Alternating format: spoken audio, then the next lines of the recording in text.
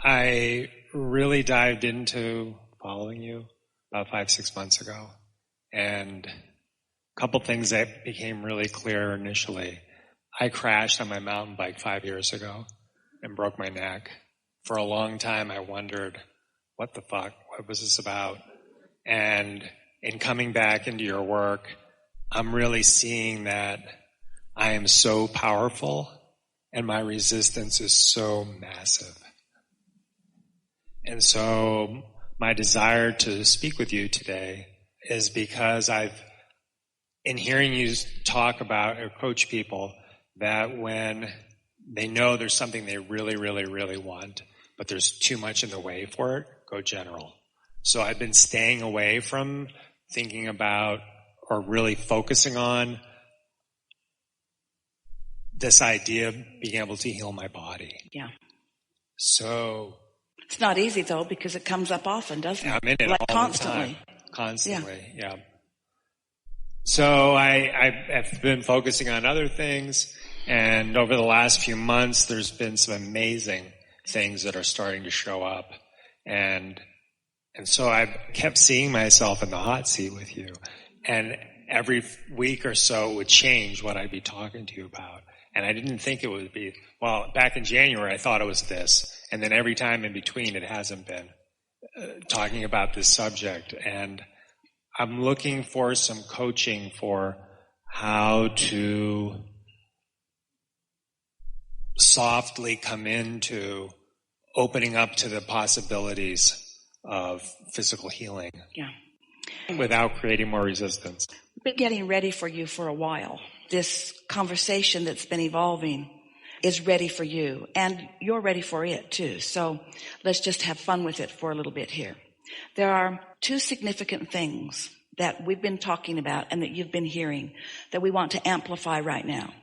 One is the getting ready, to be ready, to be ready, to be ready.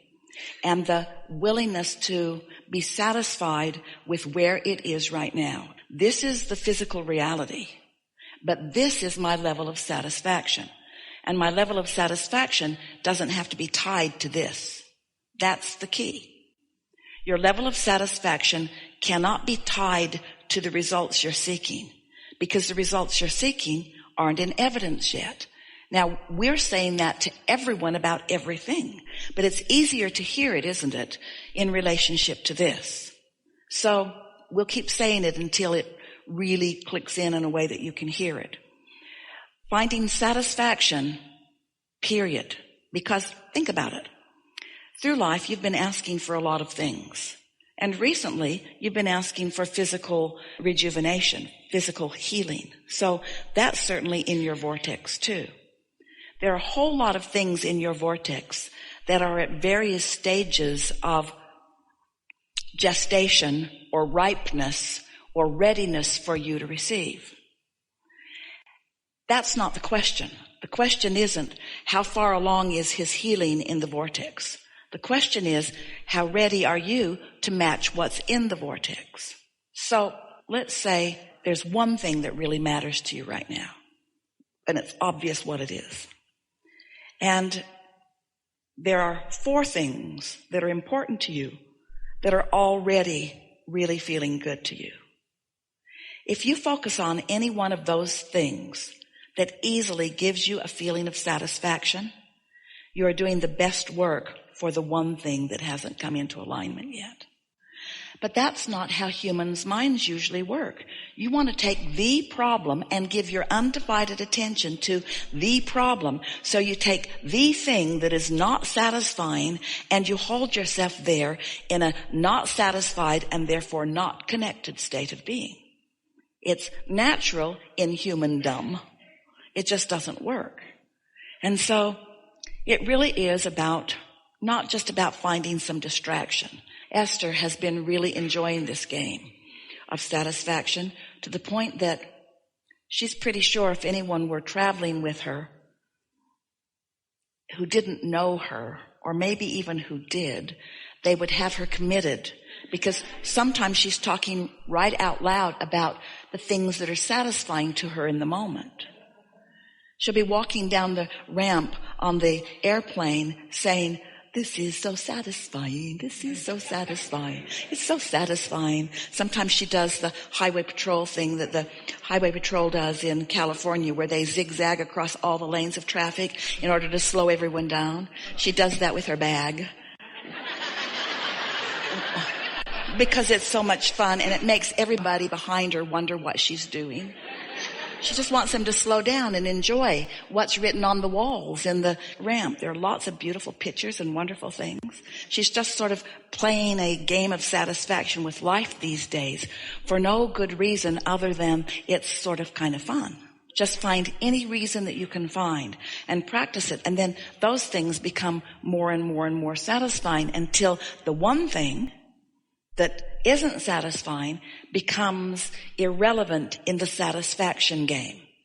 So what we're asking of you is to not play a reality game. We're asking you to play the satisfaction game. Because there's a lot that's satisfying, isn't there? There's a lot that's satisfying. It's a remarkable chair that you have. That has to be so satisfying. You can move that thing in amazing ways. That has to be so satisfying. And it minds you. It does what you ask it to do. It was precisely created with you in mind. It is like a really good friend. It is so satisfying. So you can just feel the satisfaction of the maneuverability of that magnificent machine that is moving around with you. And you can't feel satisfaction about that and dissatisfaction about something else at the same time. It's not possible. So then it turns out, because everything you want's in your vortex, and the only thing that keeps anybody from the full manifestation, the complete manifestation of anything that's in the vortex, is resistance that you've practiced. Well, when you stop practicing resistance, not because you don't have a reason to, you do, but because there are more satisfying things that are occupying what you're focusing upon, then those improvements that you're talking about, those things that are amazing that you're talking about, those ideas that begin occurring to you, the reception between your capable and agile mind, your capable and agile ability to receive the thought of your source. Ooh. Once those receptors are constant, every other receptor in your body kicks in. That's big stuff. But if you get the cart before the horse, if this matters so much that then it clogs up that, then that's clogged up and that improvement doesn't happen. Helpful? Yeah, you had... We've been telling people for quite a while, we want you to be happy anyway. And sometimes they can hear it, they don't like it, but they take that to mean satisfied even though I don't have money, satisfied even though I don't have my life partner, satisfied even though. That's what they think they're hearing us say. It's not what we're saying. We're saying satisfied, not even though. Satisfied. Satisfied because, not satisfied in spite of. There's a difference. Satisfied because of these things, not satisfied in spite of these things. Satisfied. Satisfied. They don't want to hear it. So we're asking you, be satisfied anyway. Well, that's kind of like in spite of. Satisfied. Satisfied for this reason and this reason. And as momentum picks up on those things that you're satisfied about, then all kinds of things come into place. Because there is nothing that you cannot be or do or have. I made a list of 8 things that I didn't have much resistance around, things I thought would just be fun to create.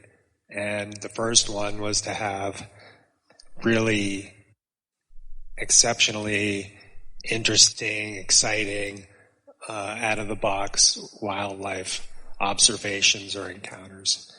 And I shared that with my wife, and who hasn't been very much diving into your work, but she's here with me, and she's been practicing in her own way, and just from things I'm sharing. So she put that intention out herself, and we kind of put it out as a co-creative thing between us. And she started having some really cool things showing up, and she saw 2 hawks mating and some other things like that. So while they're flying and spiraling toward Earth.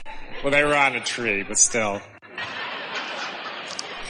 And so I didn't have much attachment to it, and just like, well, I wonder what's going to show up for me. And then a week later, I was in my room and something went slam against the window.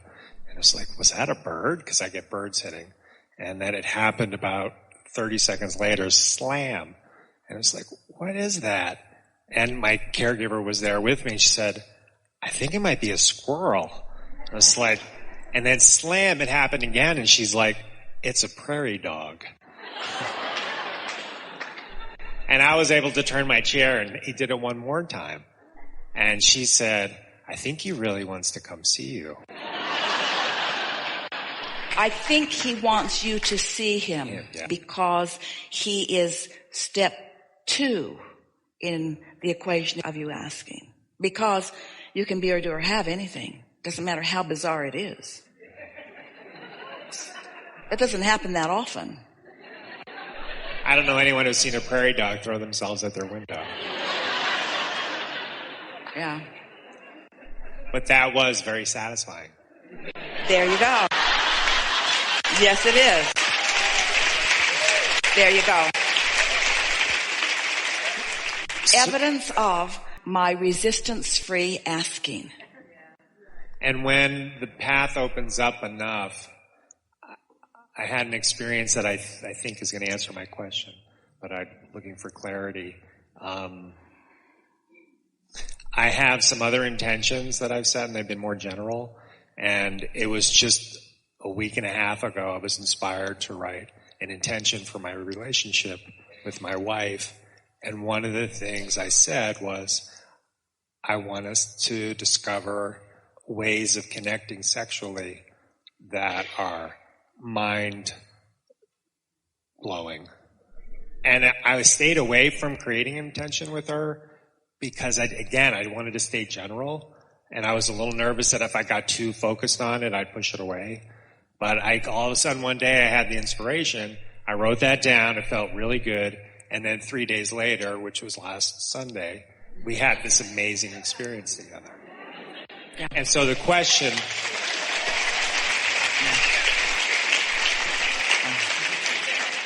The question is, and is that I'm assuming the same thing's going to happen around my physical body. It is. At some point, I'll be inspired to get more specific. Yes. But I have to wait until then before I can. It's the difference between projecting a thought and receiving a thought. In other words, what we would like you to contemplate just for a little while is how your life experience has caused you to ask so much already. And so what you want is well understood by Source. Really, really, really well understood by Source.